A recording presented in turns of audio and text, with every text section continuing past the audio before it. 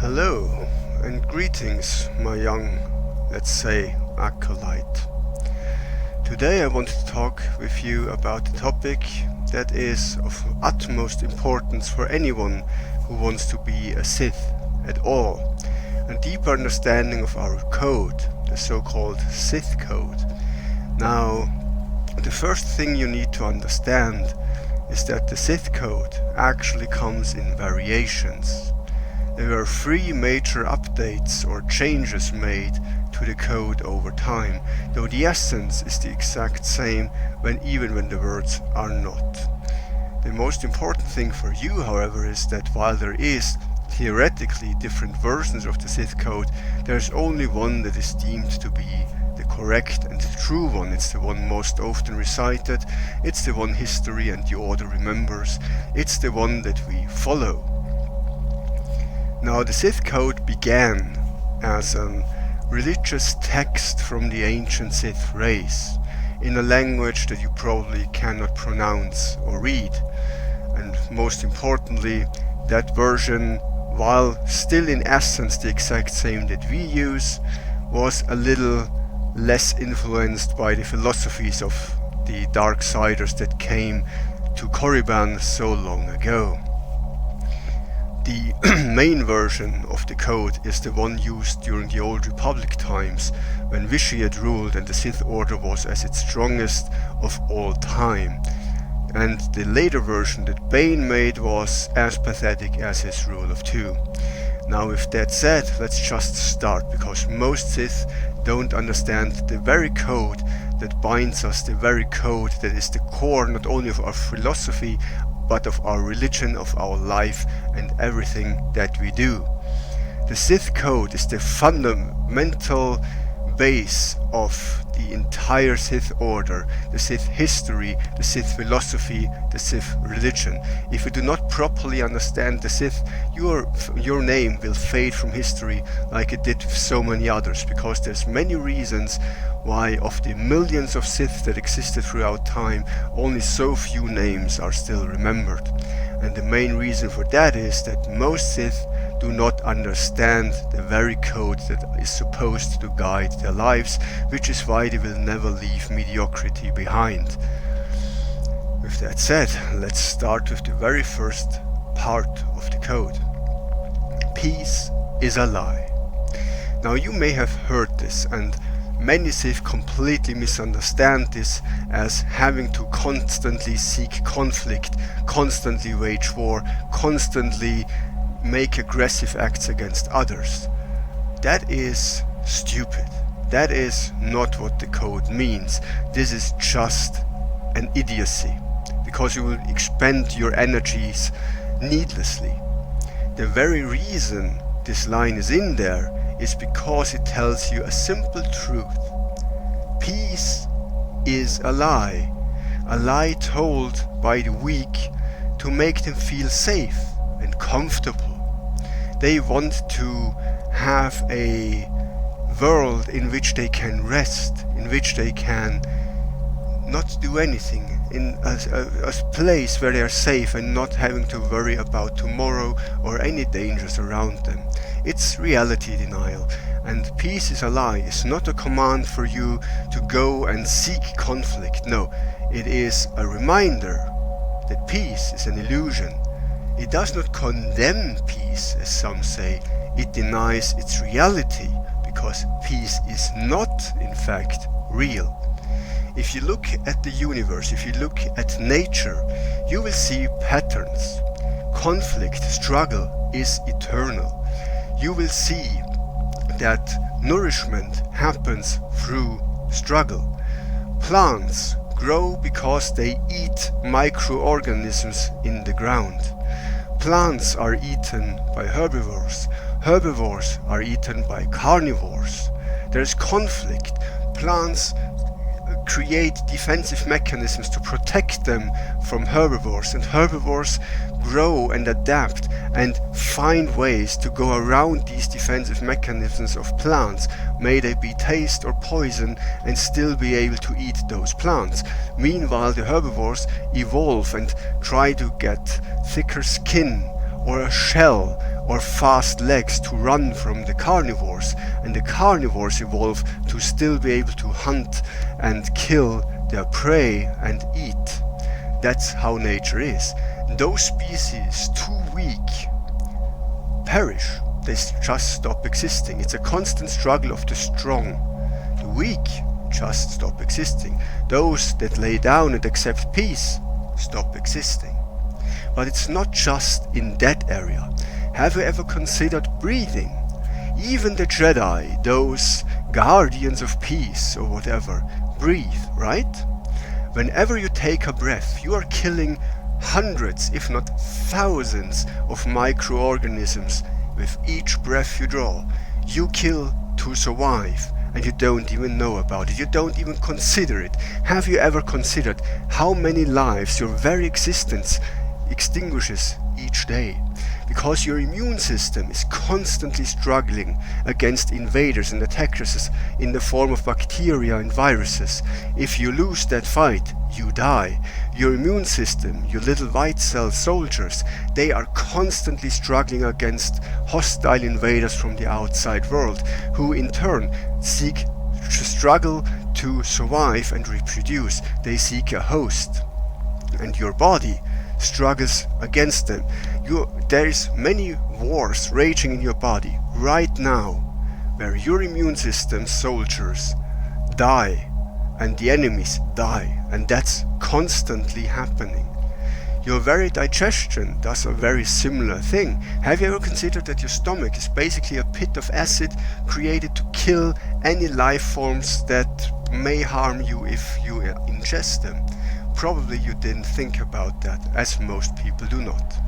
Every day your skin cells die because of sun rays hitting them or other injuries that happen, and it's a constant struggle to survive each and every day for cells in your body, for you as a being.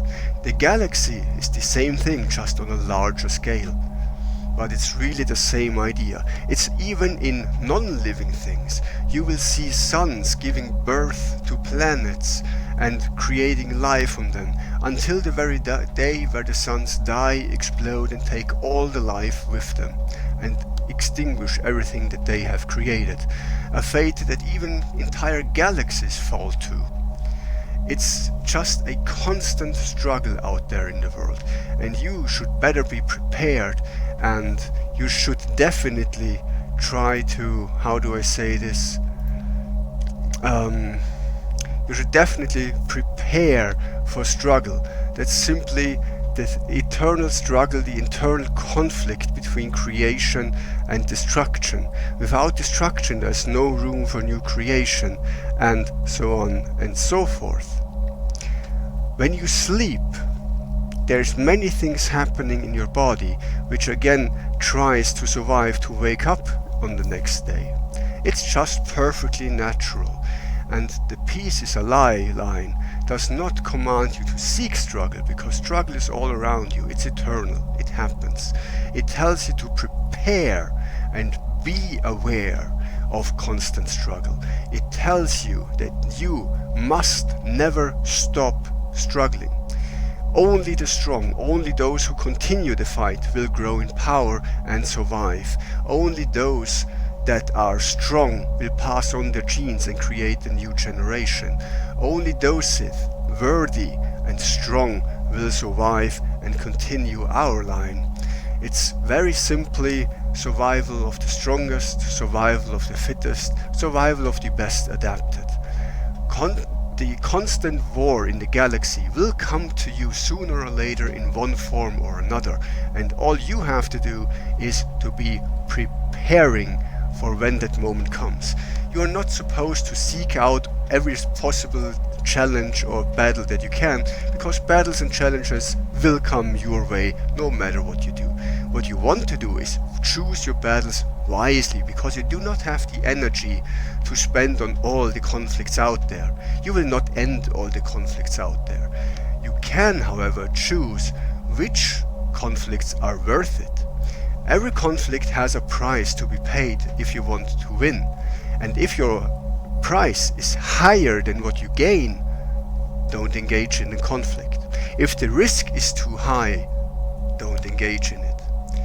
If the reward is too low, do not spend your energy. There is always something in the shadows that might come at you at any given time. It's why we train our pupils so hard, so relentlessly, why we ambush them in their sleep, because reality doesn't care about your peace or your sleep, or that you have to do some biological need thing.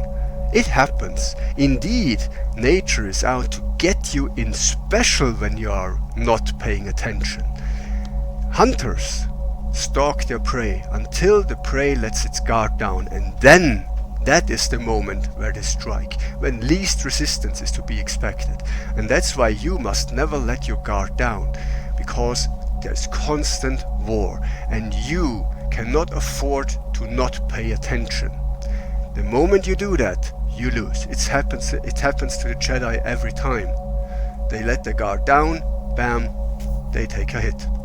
It's simple as that. So you should really not try to change reality. You just should accept it as it is and try to adapt accordingly, and always be prepared for battle. I can highly recommend that you be aware of the constant struggles out there and not seek to engage in conflicts that are not worth it, but prepare for those that you can't escape. Now, this is just one sentence. The next one is about passion. There is only passion. Why? Because passion is the very foundation of your energy. Remember here that it doesn't talk about emotion. The Jedi Code talks about emotion, not the Sith Code. The Sith Code is about passion, and there is a huge difference between a passion and between an emotion. An emotion is fleeting. It happens in a moment, it's gone the next. A passion carries with you through your entire life. Emotion can have power, it can grant you strength in a moment. A passion will grant you power and strength over a course of a life. If you have a passion, that will make you keep going. It's your fuel. If you have a passion, a dream, whatever it may be, that is the very source of your capability, your ability to move forward, to continue when everything is against you. A passion gives you the strength, the power needed to win in life, to advance. Passion helps you not to commit suicide. It helps you to not give up. It helps you to struggle through the pain. It helps you to overcome dark thoughts. It helps you to grow. It gives you energy and power through dark times. It helps you to achieve greatness. Passion also makes you focus, and that's why it's not the same as emotion. Emotions are to be leashed and kept inside. Discipline is needed for passion. If you want to be good at anything, may it be combat, may it be a sport, may it be an intellectual field, you need to rein in emotion. Yes, you can be all fire and burning for your passion, sure, you can have that, but you will never get anywhere if emotion is your only drive. You have to be rational about it. A passion demands you to think, to have a plan. It demands that you have a way that you want to follow to achieve greatness. It gives you direction, and that direction is what you have to channel your emotions in. There's no use in running headfirst into a wall when you could as well just open the door and go through the wall that way, or just move around the wall. Now, there will be moments where there is no door and the wall is too large, and that's the moments where you unleash your emotion and get through the wall, because there's no other way. And then you create one with focused emotion, with actual meaning, with a purpose. You channel your emotion. Passion allows you to have a goal and focus your entire being onto that passion. It will tell you when to rein in your emotions and when to unleash them. It will tell you when to go as hard as you can and when to take a step back. It will tell you ways around barriers and problems. Your passion will guide you. Your passion will allow you to become strong, which is the next line. Through passion I gain strength. Now, the passion line is often misinterpreted to mean emotion, because emotion can fuel your dark side powers. But again, it's not. Emotion has to be reined in. And similarly, strength does not mean strength in a physical sense, like you gain muscles or something. It doesn't mean strength with the force. It doesn't mean strength of mind. It means all of that and more. Strength is gained through your passion. So if your passion is a sport, you will be physically capable. If your passion is an intellectual field, it will actually make you smarter, more tactical. If your passion is about love or a certain person, there's strong emotions to be had. But most importantly, strength is gained through having a goal and following it and doing your entire thing focused through the lens of that passion. This will focus the, if you excuse the metaphor, the beam of your energy. If you have a light and the light source is just radiating in every direction, it's a very weak light. If you focus it in one single direction, it becomes a laser beam powerful enough to cut through metal. Same goes for water. So you have to focus and see everything through the lens of your passion. That will focus and strengthen your intellect, your discipline, your emotions, your strength in every regard there is, your emotional strength, your psychological strength, mental strength, your physical strength. All of your strengths, even that with the force, have to be focused to become really strong. Strength speaks about self-mastery. You become a better version of you. You become stronger. That's what it's meaning. The next line adds to that. Through strength I gain power. What is power even? Power is the ability to change your surroundings. Strength is what allows you to better yourself and make the best version of yourself. It's influencing yourself, it's mastering yourself, it's the ability to control yourself and unleash yourself as you need. Strength is discipline. Strength is the ability to be stronger, a better version of you. Now, power is an ability that reaches outside of the self. Power allows you to change the circumstances around you.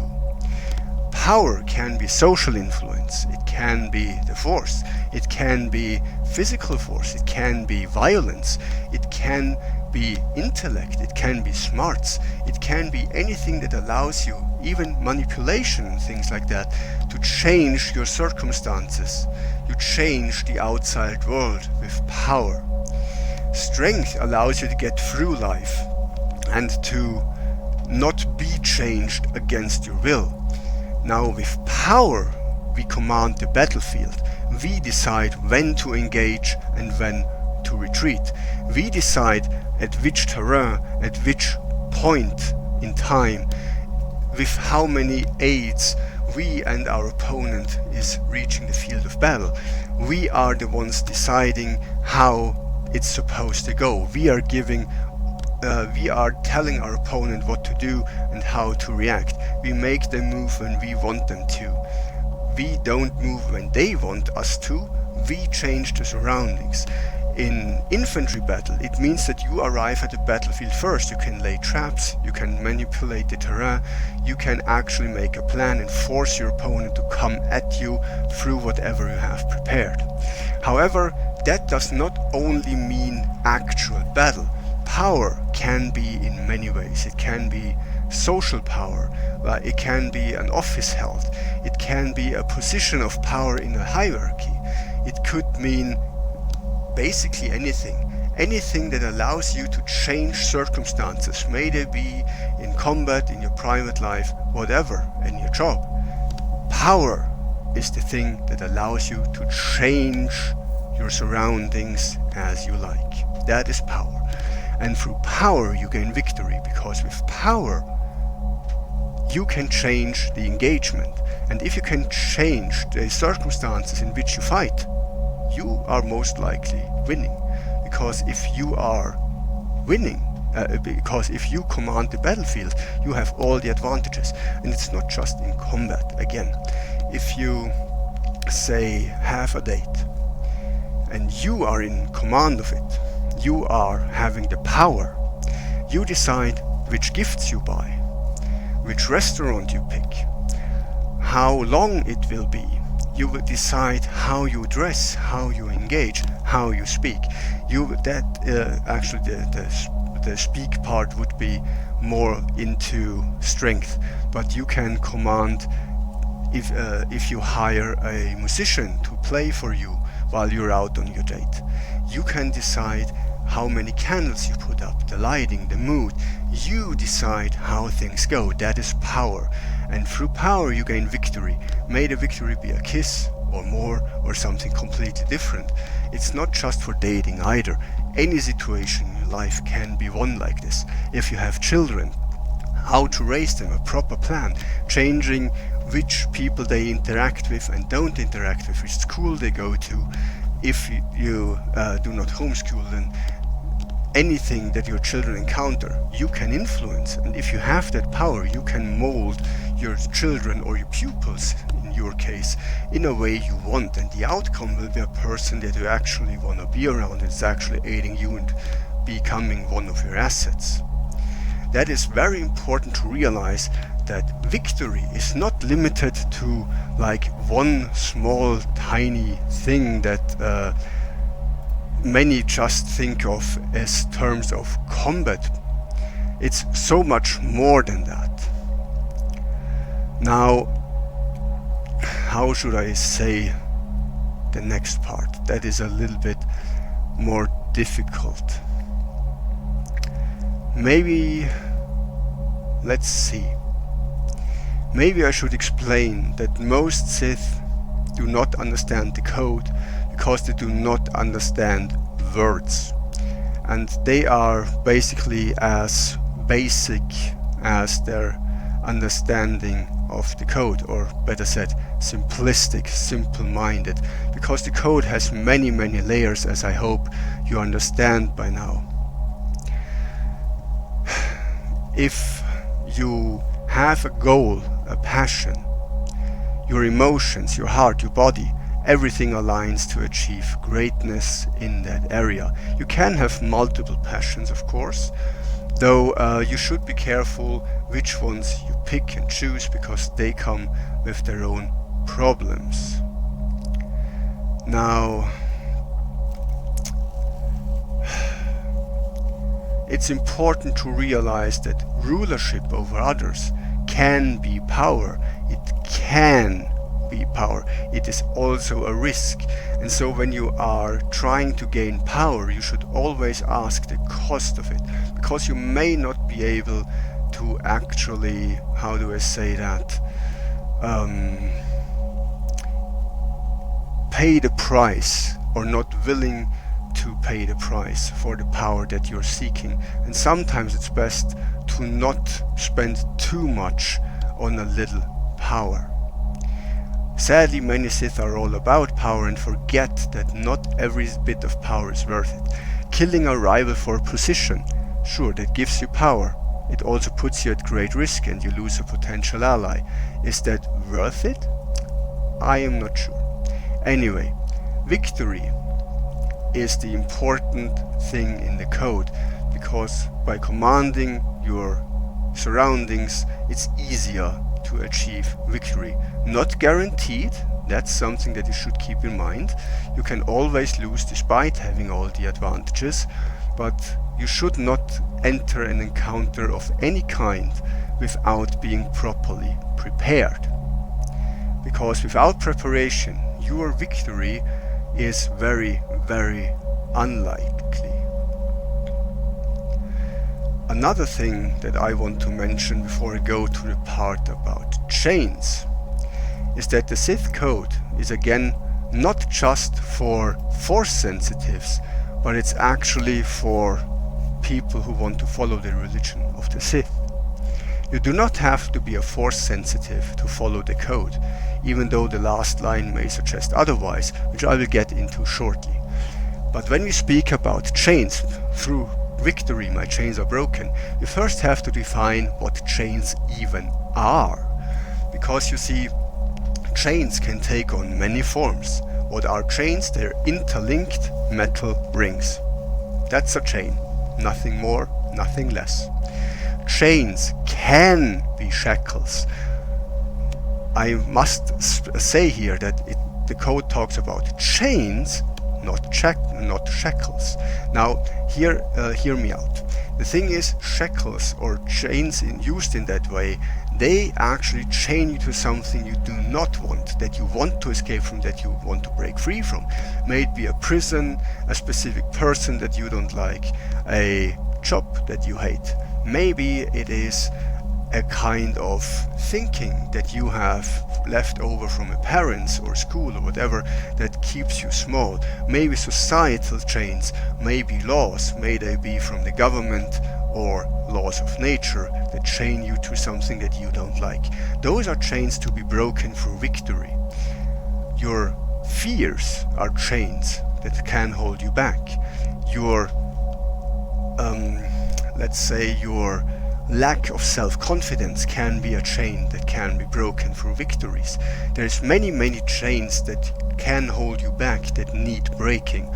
The important part is chains can be much more. If you have a ship, like one that is on water, you throw an anchor overboard. On what? On a chain. And that chain is not actually binding your ship in a place you don't want it to be. It's the exact opposite. It binds your ship to a place where you absolutely want it to be and want to not move from. It keeps your ship safe. It makes sure that it doesn't float away in the stream. It makes sure that it doesn't sink. It means that you can have a moment to recollect and rethink and not have to concentrate on steering the ship. This is a chain that you must not break. It would be stupid to break it, because this chain is actually saving you. Similarly, people have chains that they use as jewelry.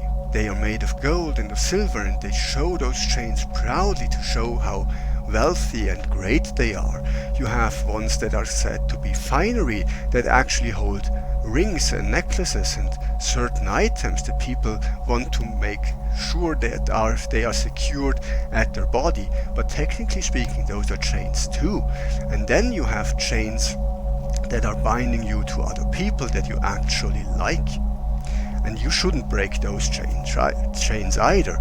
If you look at positions of power that so many Sith crave, are you aware that all of these come with chains too? If you are the emperor of an empire, there's chains of responsibility, there's chains of rivals, there's chains of governing, all things that demand your attention and bind you, but those are chains that you chose to put on yourself. Same with love. Should you break chains that you voluntarily put on? I don't think you should. That would be kinda stupid. My point is Darth Malgus as example. He had a girlfriend. He loved his girlfriend deeply. He realized that her sole existence makes him a little bit more vulnerable by rivals, so he killed her. Now, technically speaking, this was a chain, one that he voluntarily chose and one that he broke. What did he gain? Nothing. Was he safer? Not really. What did he lose? His very reason to exist and continue. If you look at his story, after that he just deteriorated. He lost his will to, well, not his will, but his purpose in life.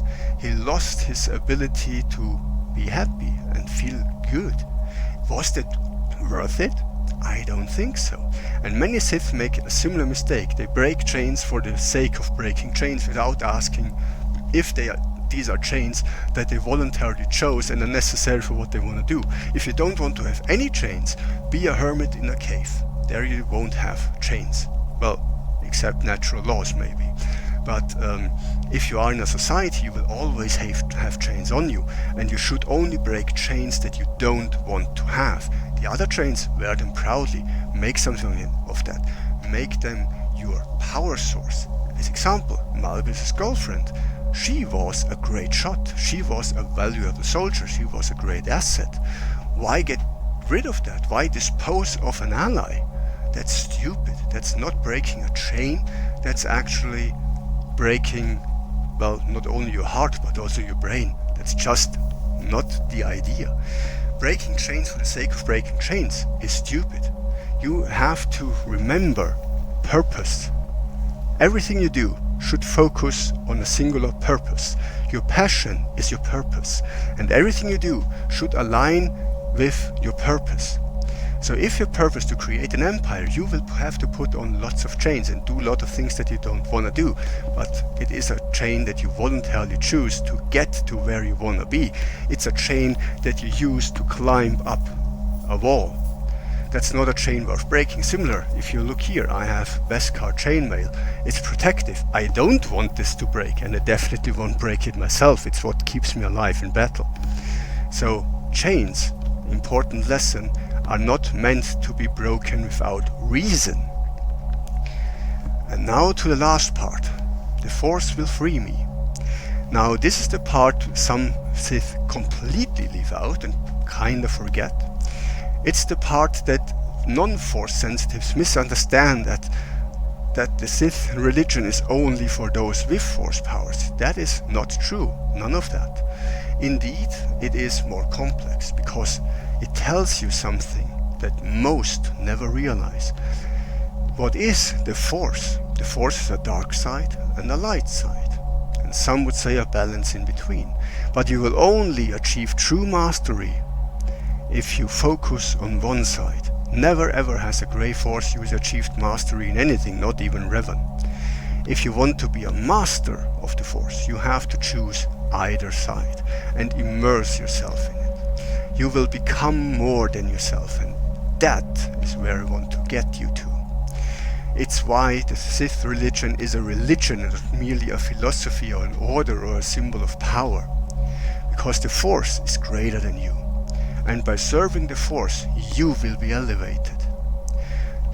Darksiders, like us, rip our power from the Force. We control it, we make it our own, because that is exactly what the dark side wants.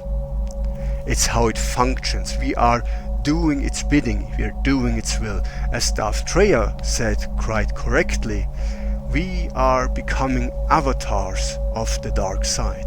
That has its drawbacks, because we are ultimately tools for the Force, just like the Force is a tool that we use.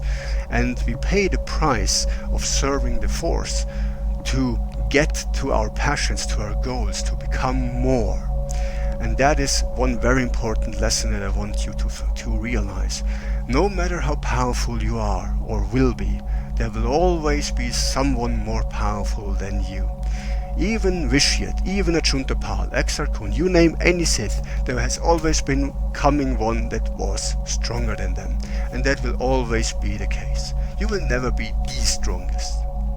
Similarly, no matter how old you grow, how many ways to immortality you find, you will perish eventually. The Rakatan Empire lasted for longer than the Sith even existed. They created technological miracles powered by the Force that go way beyond our understanding or anything that we have ever managed to create, and they are gone. And there were even greater civilizations before them that have went extinct and perished. And no matter how long you live, one day you will perish too. You may be a Force ghost, and one day you will join the Force anyway. There is an end to your existence at some point, and it matters not which goals you had in life. It matters not if you were an emperor or a farmer. Eventually, your name will be forgotten. How many Rakatan warlords or heroes do you remember?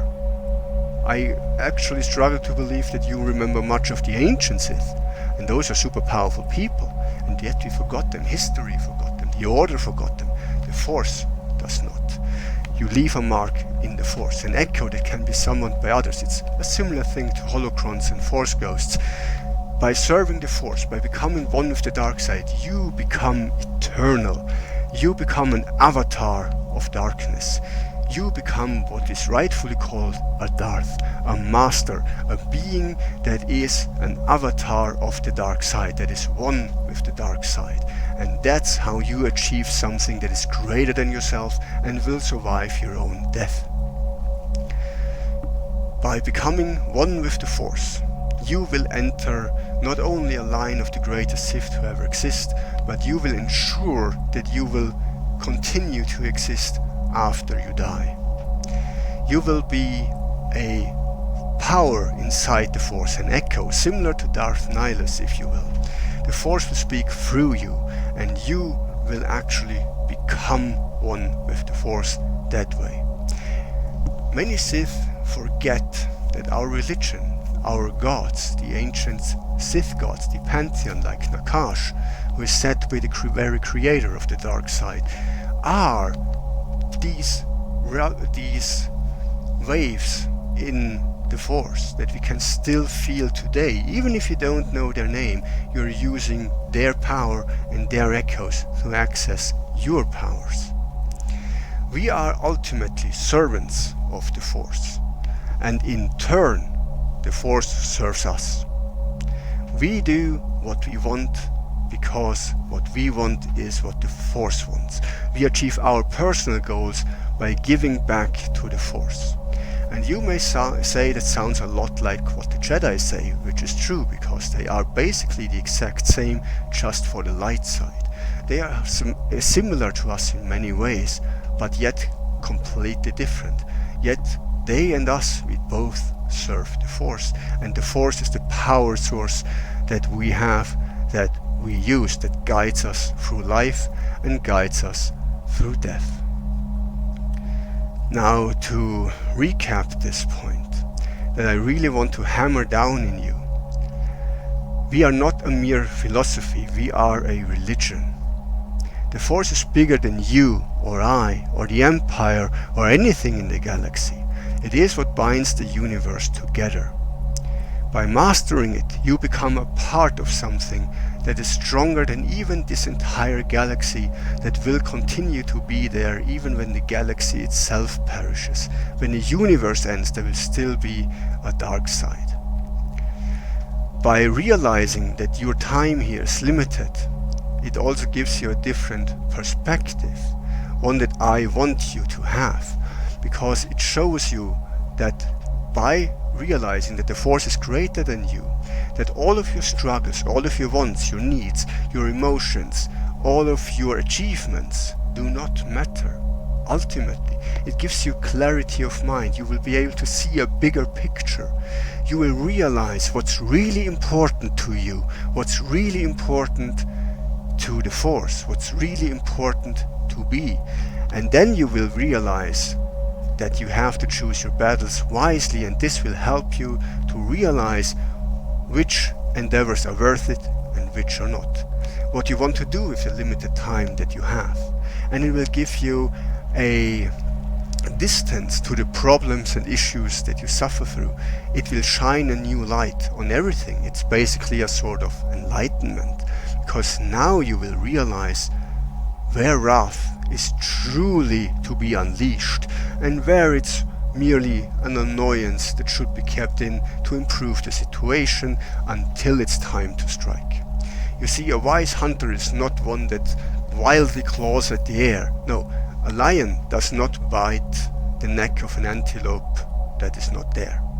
He waits until he's on top of the antelope, then he bites. Have you ever seen, I don't know, a great dragon biting sand? No, obviously not. Why would it? It's wasted effort. You can try to fight the sea, you will lose that fight and you will achieve nothing except spending resources and energy. So how about you just accept that and seek to fight the ships that are coming towards you instead? just as a quick thought. Now, the very reason why the Sith are a religion is that we realize that the Force is what matters and that we ultimately exist to serve it in our way as Sith. With that being said, I hope you will think about this lesson and really grasp the meaning, because only then will you become a true Darth, and only then do you have hopes of your name being memorized throughout the ages. And you may one day even become an immortal god in the Force. But for that, you have to realize that you are not the most important thing in the galaxy, and that there's things that are greater than you. The old Sith, they knew that.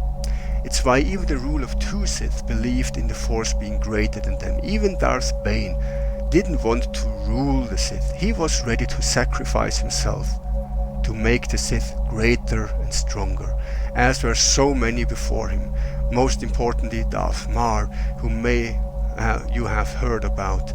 He was a very, very unique figure in terms of how he served, what he believed in, and the ideals that he held. And that is what I want you to achieve, and I want you to be. Become greater than yourself, because only then will you gain power that is greater than one individual's. Only then will you achieve the feats only gods are thought to be capable of. With that, I wish you a great day, and may the Force be with you and you with the Force.